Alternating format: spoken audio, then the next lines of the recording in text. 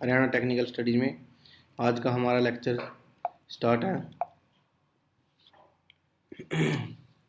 आज का हमारा लेक्चर है ट्रांसफार्मर।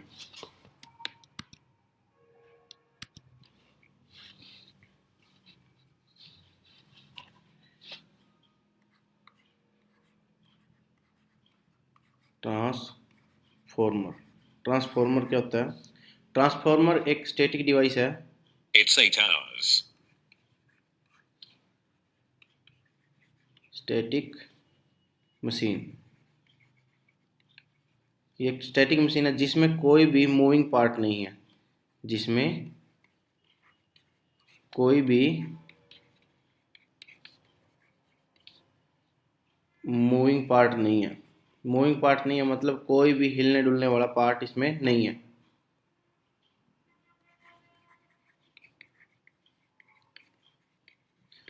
ऐसी कौन सी मशीन है जिसमें कोई भी हिलने डुलने वाला पार्ट नहीं है? ऐसी मशीन है ट्रांसफार्मर। ट्रांसफार्मर का सिद्धांत क्या है?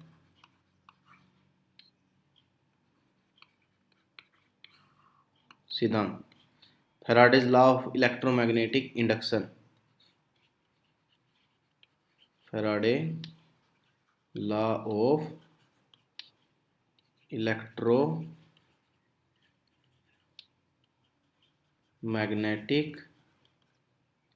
इंडक्शन या म्यूचुअल इंडक्शन।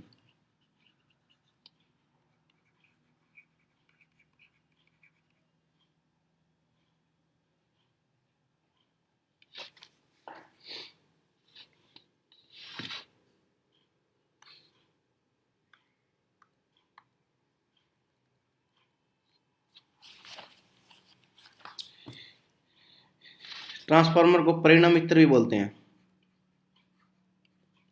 परिणामित्र ये इसका हिंदी का नाम है।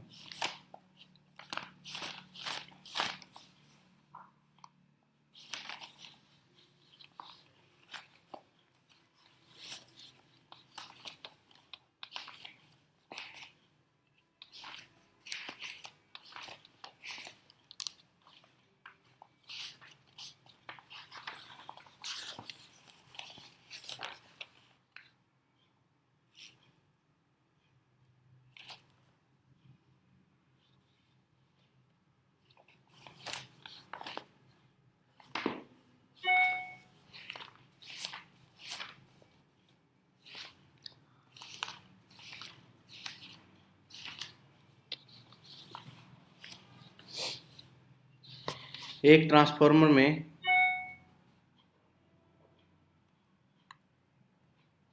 मुख्य रूप से दो पार्ट होते हैं।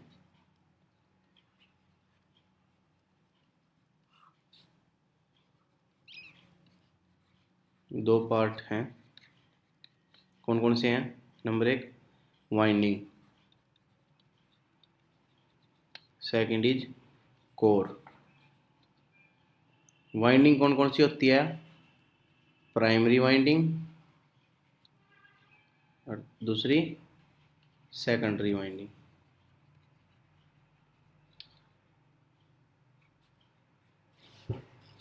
कोर जहां पर वाइंडिंग लपेटी जाती है,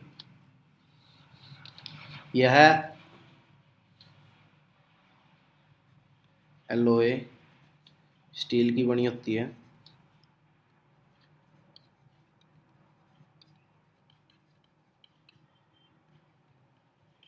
जिसे सिलिकॉन स्टील कहा जाता है।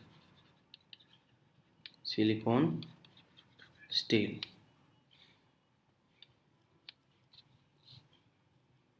और जो वाइंडिंग है ये हमारी कॉपर की होती है। कॉपर।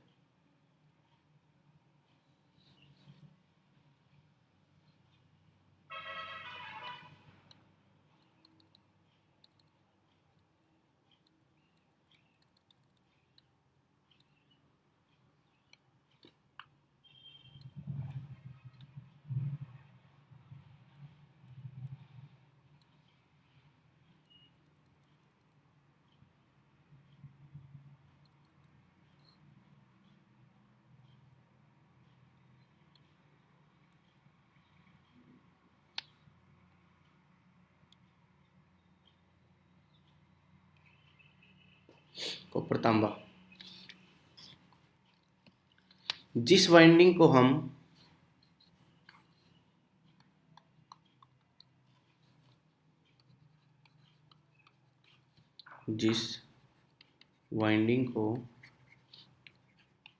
सप्लाई से कनेक्ट करते हैं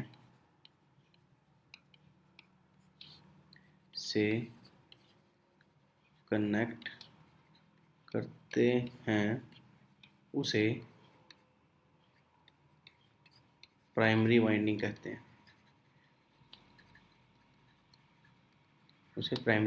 हैं। और जिस वाइंडिंग को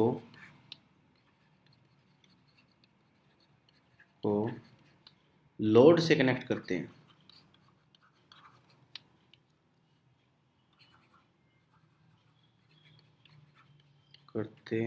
हैं उसे सेकेंडरी वाइंडिंग कहते हैं।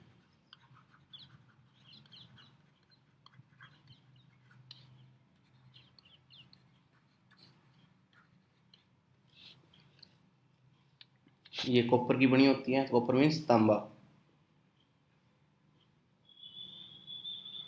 एक ट्रांसफार्मर के लाभ क्या क्या हैं, इसकी बेनिफिट क्या क्या है। लाभ,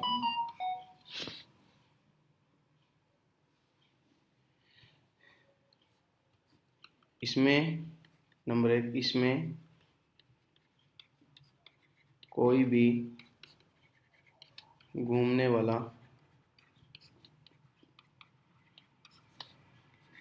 पार्ट नहीं होता। अगर घूमने वाला पार्ट नहीं होगा तो ट्रांसफार्मर के अंदर जो टूट फूट है, जो फ्रिक्शन लॉस है, वो नहीं होंगे। तो इसमें क्या नहीं होते, इसीलिए इसमें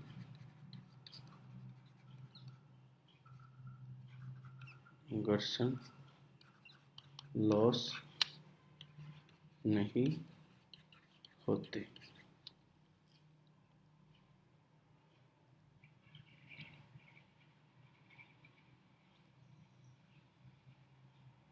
ट्रांसफार्मर बहुत अधिक वोल्टेज के लिए भी कार्य में लाया जा सकता है, क्योंकि यह एक स्थिर यंत्र है, जबकि अन्य कोई भी ऐसा यंत्र उपलब्ध नहीं है। अधिक या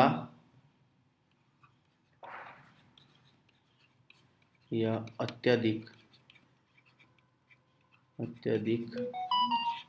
वोल्टेज लेवल के लिए भी इंसुलेट किया जा सकता है।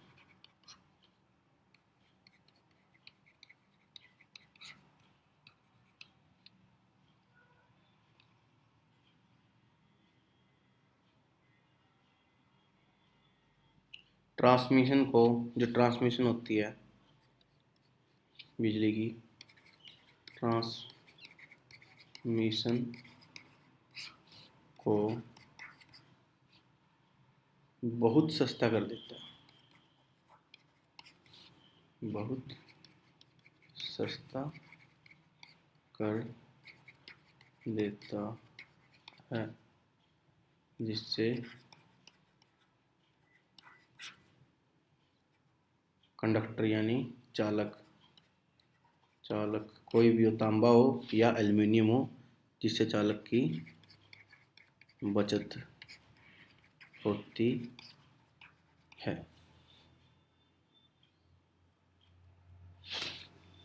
ट्रांसफार्मर के प्रकार कौन कौन से हैं। प्रकार, अगर कोर के आधार पर लिया जाए, कोर के आधार पर कोर टाइप कैसे होता है, देख लीजिए। ये है कोर, ओके, और ये है इसकी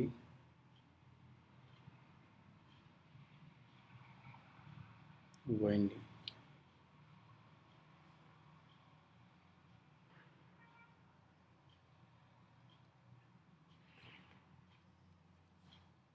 ठीक है, ये हमारा कोर टाइप। सेकंड है हमारा सेल टाइप।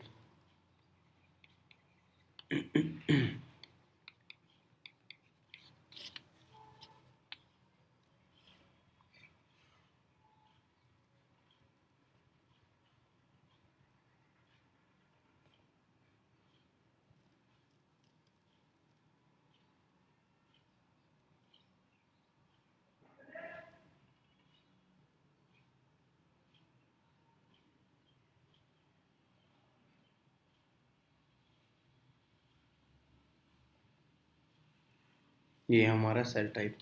जो कोर टाइप होता है, इसमें फ्लक्स का जो पाथ है, फ्लक्स जो मैग्नेटिक फील्ड है, उसका एक ही परिपथ बनता है।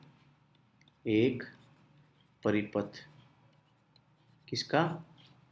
एक चुंबकीय परिपथ होता है, जिसमें एक चुंबकीय।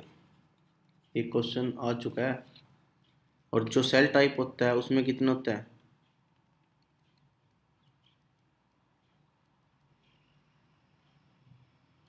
दो परिपथ। दो परिपथ, एक और दो।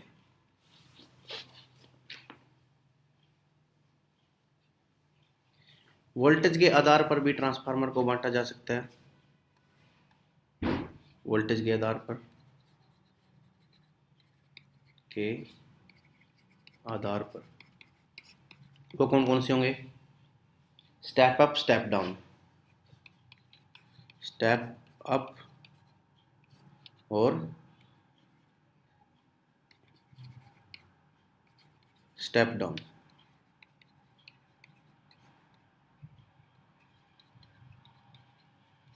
डाउन। स्टेप अप और स्टेप डाउन है क्या? जो स्टेप अप ट्रांसफार्मर है उसमें क्या होगा?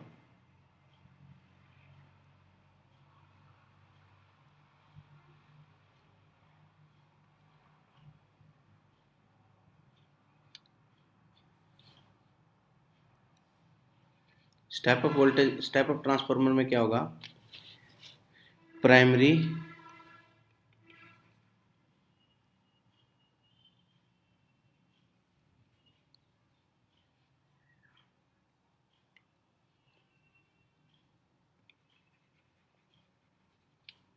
प्राइमरी वोल्टेज क्या होगी? प्राइमरी वोल्टेज कम होगी और सेकेंडरी वोल्टेज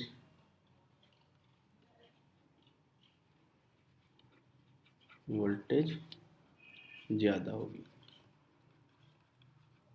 ये इसको ऐसे ही बोल सकते हैं कि जिसमें प्राइमरी टर्न्स कम होगी और सेकेंडरी टर्न्स ज़्यादा होंगी। टर्न्स क्या है? लपेटे। लपेटे, वाइंडिंग के लपेटे। ठीक है। फेज के आधार पर भी ट्रांसफार्मर दो प्रकार के होते हैं। फेज के आधार पर फेज एक होता है हमारा सिंगल फेज ट्रांसफार्मर, एक होता है थ्री फेज ट्रांसफार्मर। पावर के आधार पर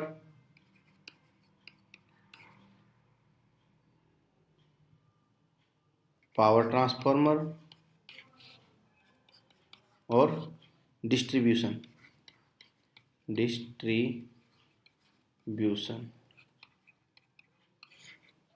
ट्रांसफार्मर।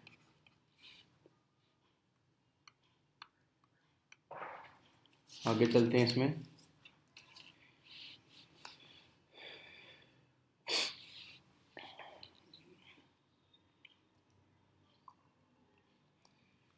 ट्रांसफार्मर किस सिद्धांत पर कार्य करता है?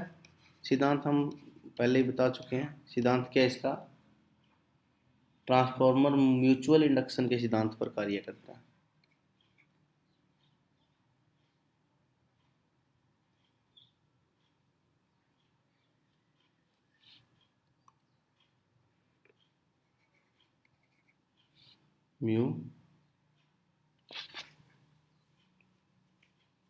म्यूचुअल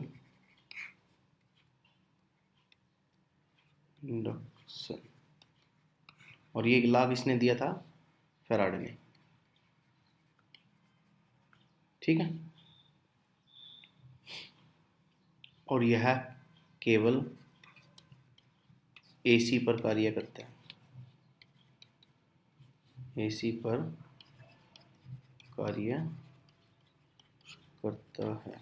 अगर इसको डीसी सप्लाई दे दी जाए, अगर ट्रांसफार्मर को डीसी सप्लाई दे दी जाए तो क्या होगा? तो क्या होगा? अगर इसको डीसी सप्लाई दे देते हैं ट्रांसफार्मर को, तो कांस्टेंट फ्लक्स पैदा होता है, और कांस्टेंट फ्लक्स सेकेंडरी वाइंडिंग को कट नहीं करता, जिससे ट्रांसफार्मर की प्राइमरी वाइंडिंग बर्न हो जाती है। ठीक है।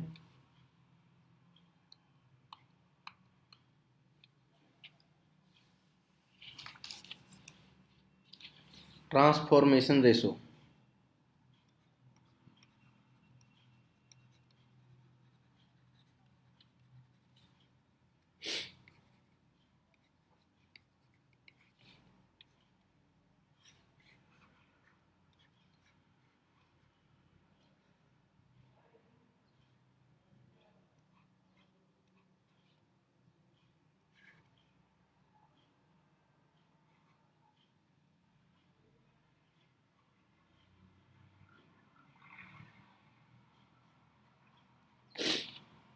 इसको बोलते हैं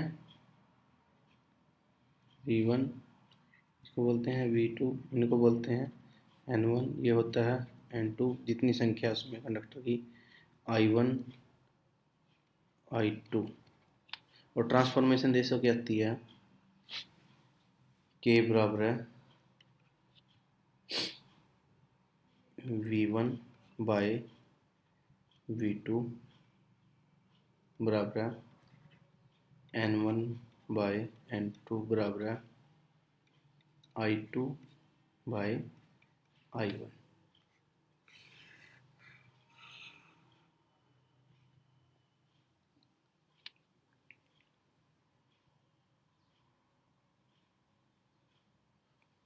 और क्या होगा? मान लीजिए प्राइमरी वाइंडिंग में कितने लपेटे हैं? 2 टर्न्स हैं। पहले देख लीजिए ट्रांसफार्मर से, फिर होता है पर टर्न वोल्टेज, प्रति टर्न वोल्टेज, प्रति टर्न वोल्टेज बहुत इंपॉर्टेंट है।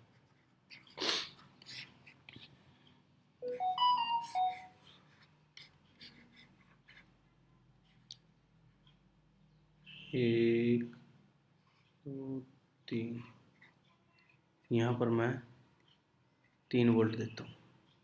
जो ये पर टर्न वोल्टेज है, ये पर टर्न वोल्टेज, ये कितनी होगी? प्रति टर्न वोल्टेज। यहाँ पर 3 वोल्ट दी, 3 वोल्ट, टर्न कितनी है?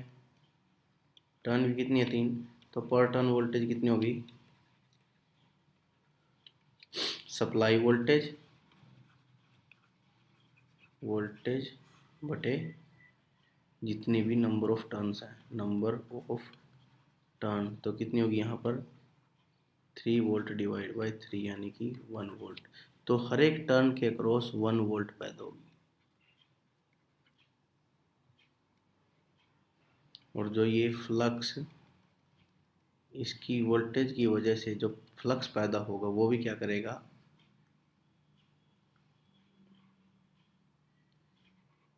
वो वाइंडिंग के टकराने से सिर्फ वोल्टेज के अक्रॉस 1 वोल्ट ही पैदा करेगा,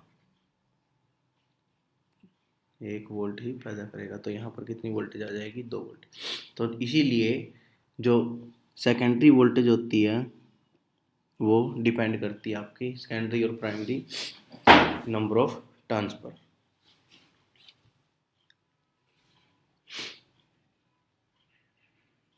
और प्रति टर्न वोल्टेज, प्रति टर्न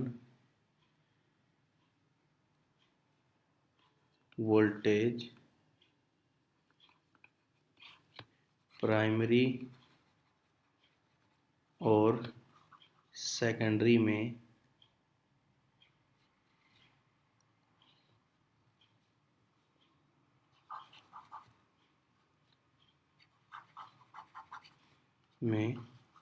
सेम होती है। पर टर्न वोल्टेज, प्रति टर्न वोल्टेज प्राइमरी और सेकेंडरी दोनों में सेम होती है।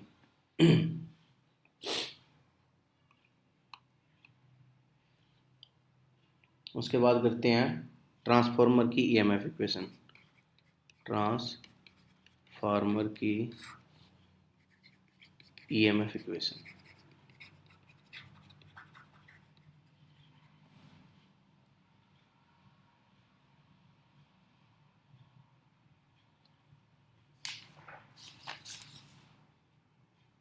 क्या होती है वो, सिर्फ ईएमएफ इक्वेशन याद कर लीजिए, जो है 4.445 एम एफ एन। क्या ये तो है हमारी इंड्यूस्ड वोल्टेज,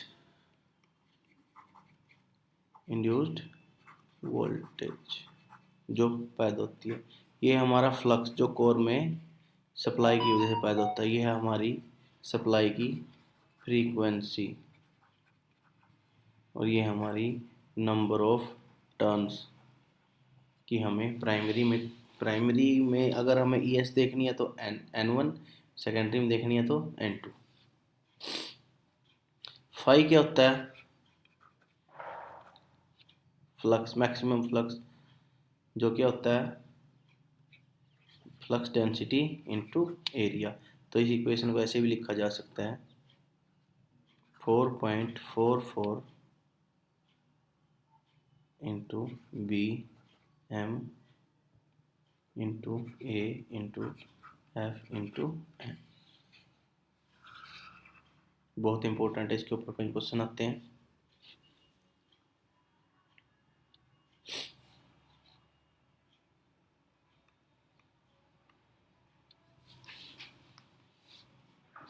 एक आदर्श ट्रांसफार्मर होता है, जो आदर्श ट्रांसफार्मर, आइडियल ट्रांसफार्मर,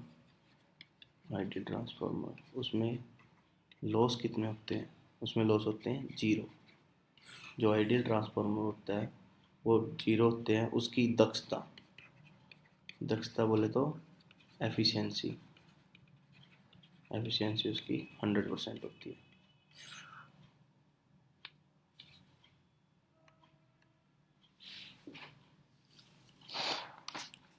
बट जो एक एक्चुअल ट्रांसफार्मर होता है, एक प्रैक्टिकली, उसमें क्या होता है लॉस कौन कौन से होते हैं उसमें, कोर लॉस और कॉपर लॉस। कोर लॉस को और क्या कहा जाता है, iron loss, fix loss. Copper loss को वाइंडिंग लॉस और वेरिएबल लॉस। ये लॉस वेरिएबल लॉस इसलिए होते हैं क्योंकि लोड के अकॉर्डिंग लॉस चेंज होते रहते हैं।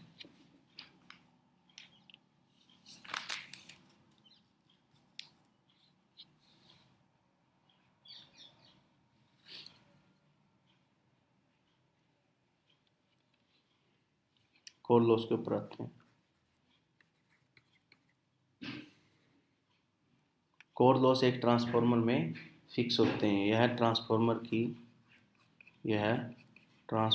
की कोर में मौजूद होते हैं।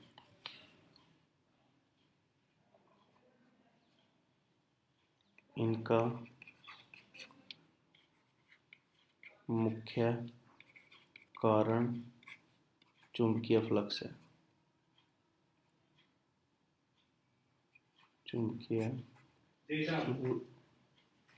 इनका मुख्य कारण चुंबकीय फ्लक्स घनत्व और चुंबकीय बल शक्ति है।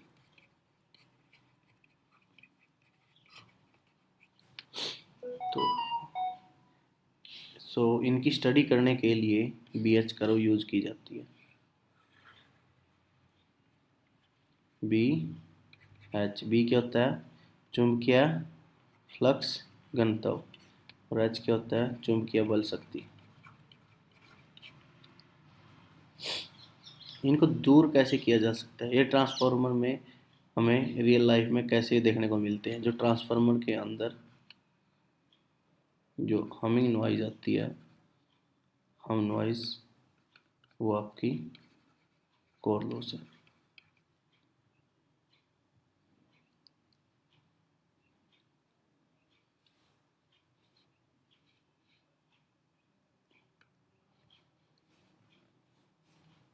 इनको दूर कैसे किया जा सकता है?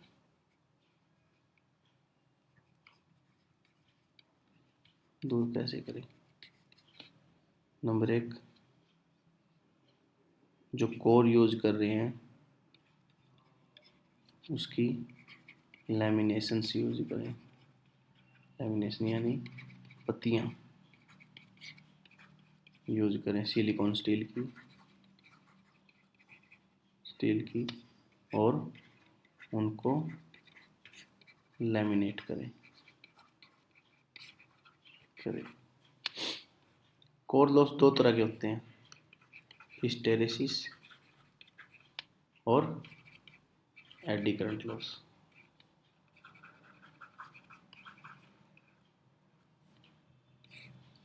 हिस्टेरेसिस लॉस को दूर कैसे किया जा सकता है?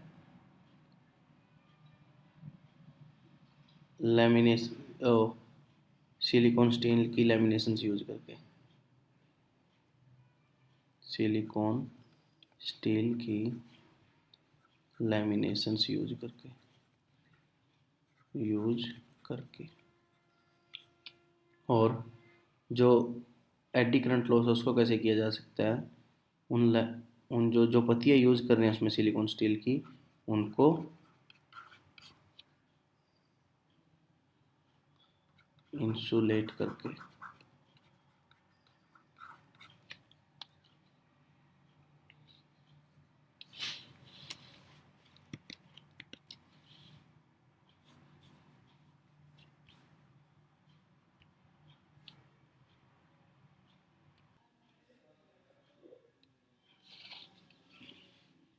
नेक्स्ट हमारा कॉपर लॉस।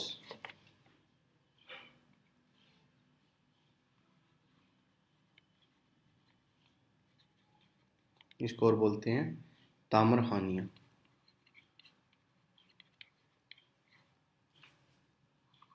ताम्र हानि परिणाम मित्तल की ये कहाँ पर होती है? प्राइमरी और सेकेंडरी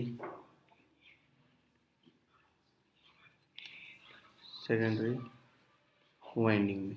इसको और क्या बोला जाता है? I square R loss. I square R loss, तो आई अगर हमारा लोड निरंतर चेंज हो रहा है तो हमारा आई एक समान नहीं होता। जब लोड एक समान नहीं होता तो लॉस भी एक समान नहीं रहेंगे, तो इसीलिए इन लॉसों को वेरिएबल लॉस कहा जाता है।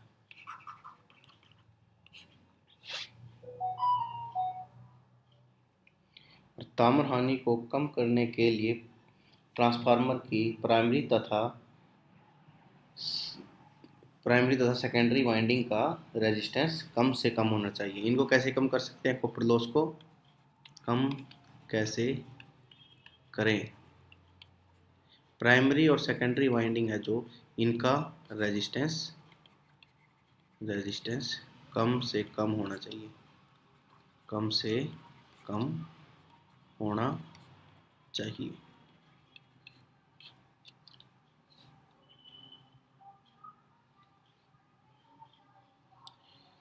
टेस्ट ट्रांसफार्मर के ऊपर कौन कौन से टेस्ट उपयोग किए जाते हैं? एक है open circuit test. Open circuit test किस लिए किया जाता है? Open circuit test core loss ज्ञात करने के लिए।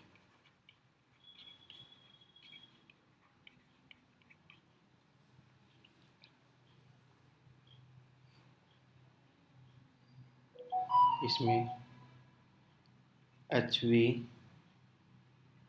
साइड ओपन होता है और LV साइड मापा जाता है।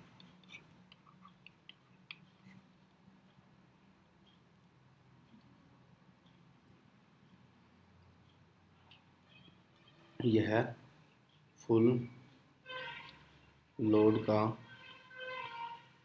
2 से 5% तक होता है। बहुत इंपॉर्टेंट है open circuit test. Short circuit test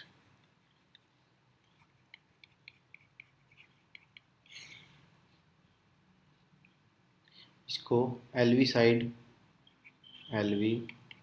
side transformer की LV साइड को शॉर्ट किया जाता है और HV साइड मापा जाता है।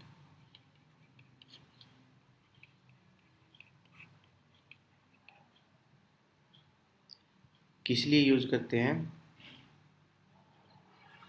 कॉपर लॉस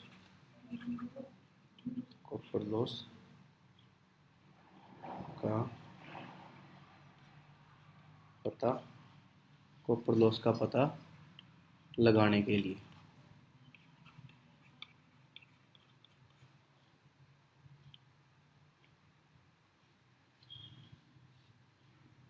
ये 2 मुख्य टेस्ट हैं जो सबसे ज़्यादा यूज किए जाते हैं और इन्हीं के ऊपर क्वेश्चन भी बहुत ज़्यादा है। कोई भी टेस्ट हो इनसे सबसे ज़्यादा क्वेश्चन निकलते हैं हमेशा। दक्षता ट्रांसफार्मर की दक्षता एफिशिएंसी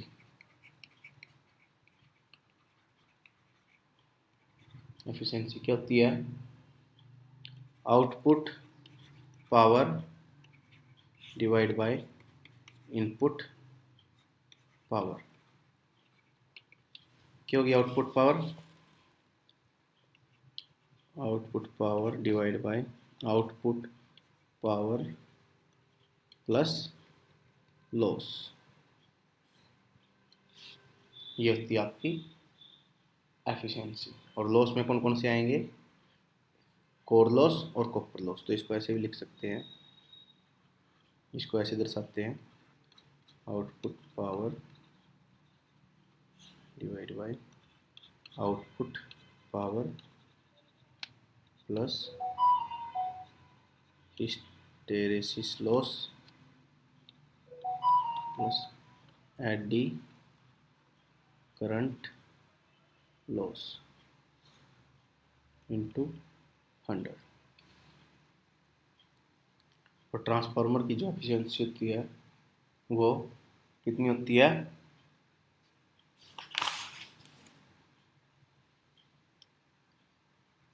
90 से 95%। और ये मैक्सिमम कब होगी? जब कोर लॉस बराबर है वाइंडिंग लॉस, यानी आयरन लॉस बराबर है कॉपर लॉस। तो आपकी मैक्सिमम एफिशिएंसी होगी, मैक्सिमम एफिशिएंसी।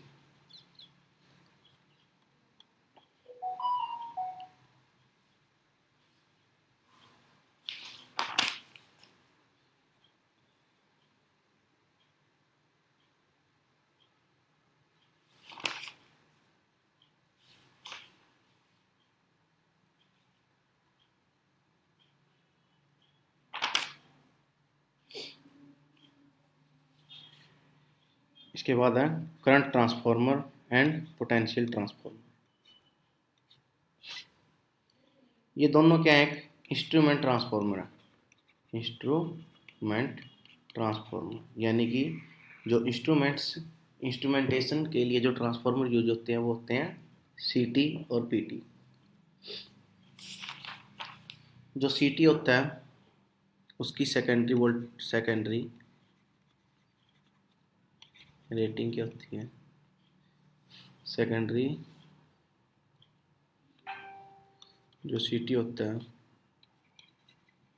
उसकी सेकेंडरी आउटपुट कितनी होती है, 0 से 5 एम्पियर, इनपुट चाहे कुछ भी हो। और जो पीटी होता है उसकी सेकेंडरी आउटपुट कितनी होती है, 0 से 120 वोल्ट, इनपुट चाहे कुछ भी हो। इसके बाद आता है ट्रांसफार्मर की रेटिंग। ट्रांसफार्मर की रेटिंग होती है केवीए में, वीए में, एमवीए में, यानी वोल्ट एम्पियर। वोल्ट एम्पियर में ट्रांसफार्मर की रेटिंग क्यों ली जाती है, क्योंकि वीए सेम रहता है, प्राइमरी साइड भी एंड सेकेंडरी साइड भी, दोनों तरफ सेम रहता है, इसलिए ट्रांसफार्मर की रेटिंग वीए में ली जाती है।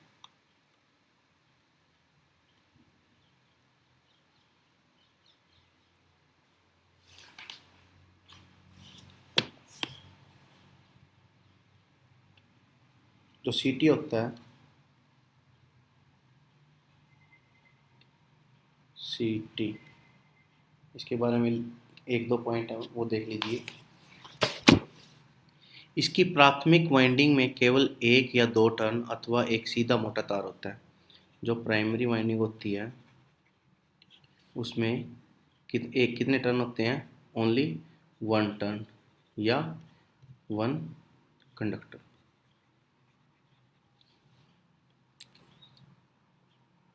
और जो सेकेंडरी होती है उसमें क्या होता है, मल्टी, अनेक टर्न। ये किसकी तरह काम करता है सीटी, स्टेप अप ट्रांसफार्मर की तरह, स्टेप अप ट्रांसफार्मर की तरह काम करता है। और जो पीटी होता है वो होता है step down transformer.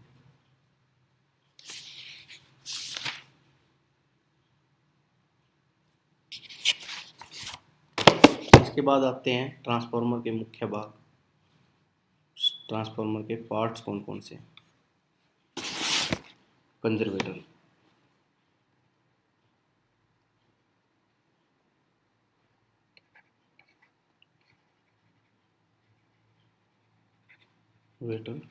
Tank,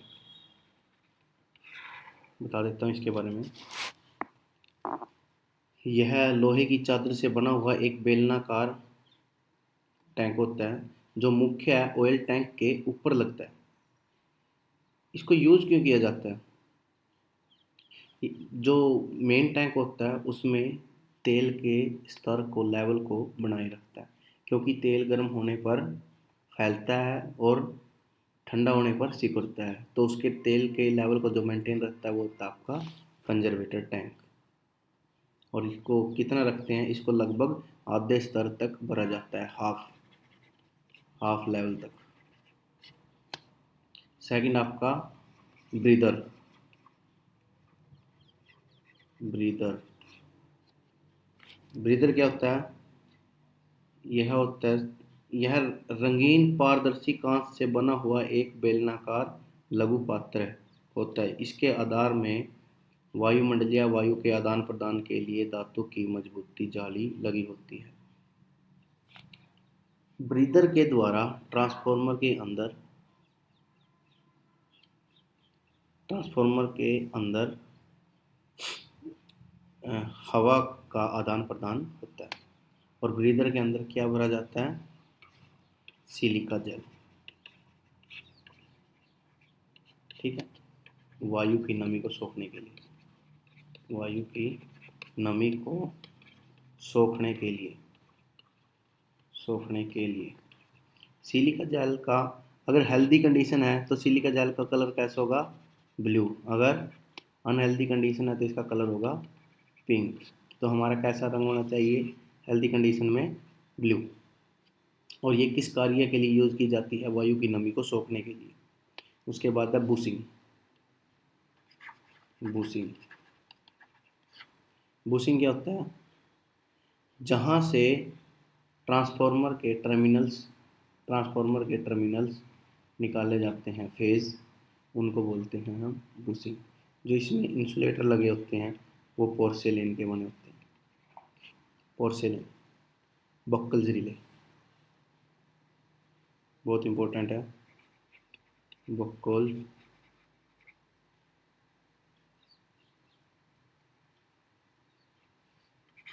relay, यह है कंजर्वेटर टैंक और मेन टैंक के बीच में लगी होती है। बक्कल रिले, यह जो ट्रांसफार्मर के अंदर अगर कोई फॉल्ट आ जाता है तो उसके अंदर गैस के बबल्स बनते हैं, और उन गैस की बबल्स की वजह से गैस जब यहाँ से गैस उठकर ऊपर कंजर्वेटर टैंक में जाती है तो उस गैस के कारण आपकी बक्कल्स रिले ऑपरेट हो जाती है। तो बक्कल्स रिले किस काम में आती है? जो ट्रांसफार्मर के जितने भी इंटरनल फॉल्ट है, इंटरनल फॉल्ट के लिए बक्कल्स रिले कार्य में ली जाती है। ऑयल गेज का क्या काम है? ऑयल गेज तेल मापने के काम आता है। ट्रांसफार्मर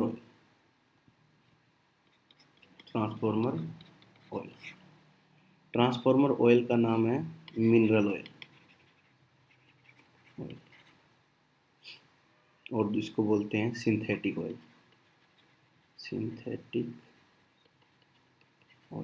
ये किस काम के लिए यूज किया जाता है?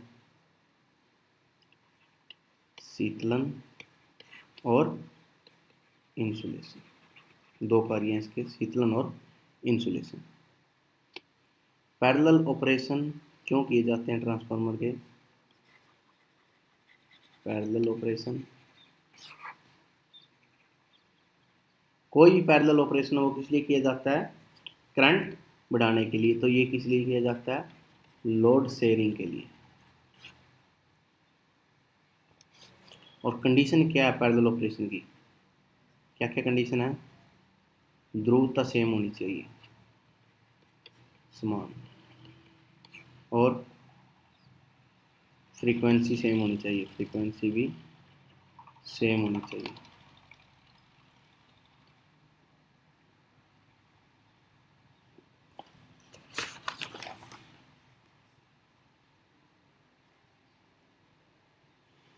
इससे रिलेटेड कुछ क्वेश्चन है इसके ऊपर।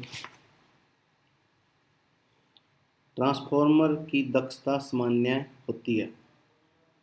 ट्रांसफार्मर की दक्षता, ऑप्शन है,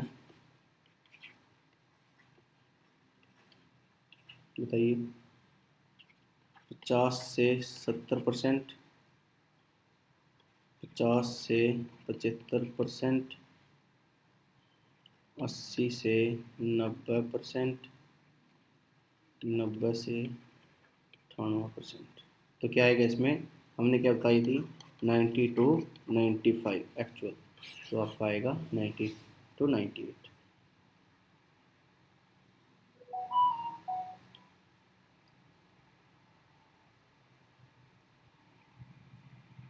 ब्रीदर का कार्य, ब्रीदर का कार्य क्या कार्य है ब्रीदर का? टैंक में नमी युक्त प्रवाह को रोकता है। टैंक में नमी युक्त प्रवाह को रोकता है, को रोकता है। अधिकतम दक्षता कब होगी? दक्षता कब होगी? यदि कॉपर लॉस 1000 वाट है तो आयरन लॉस कितने होंगे? यानी कि अधिकतम दक्षता के लिए कर देते हैं, अधिकतम दक्षता के लिए यदि कॉपर लॉस 1000 वाट है तो आयरन लॉस कितने होंगे? दक्षता मैक्सिमम एफिशिएंसी किस वक्त होती है? जब आपके आयरन लॉस बराबर है कॉपर लॉस, तो वो भी कितने होंगे आपके? 1000 वाट।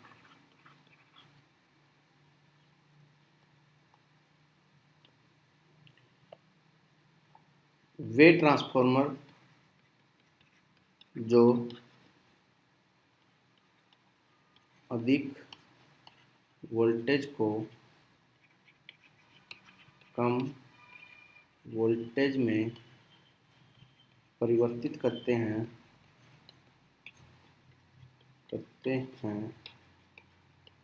कहलाते हैं। कौन से ट्रांसफार्मर होते हैं जो वोल्टेज कम करते हैं? Step down. सिलिका जेल का प्रयोग कहाँ किया जाता है? सिलिका जेल का प्रयोग कहाँ किया जाता है? ऑप्शन है ब्रीदर, मुख्य tank, conservator tank, It's 9 hours. इनमें से कोई नहीं। तो उसका क्या आएगा? ब्रीदर।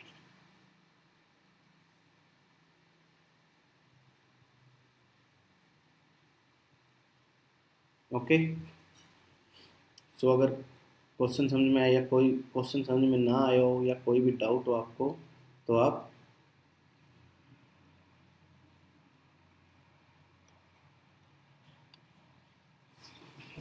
कमेंट कर सकते हैं, जो वीडियो के नीचे दिया गया कमेंट बॉक्स।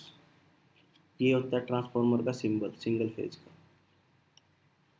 और 3 फेज का कैसा होता है, और सिंगल फेज का वाइंडिंग की टर्म में ऐसे भी होता है, और 3 फेज का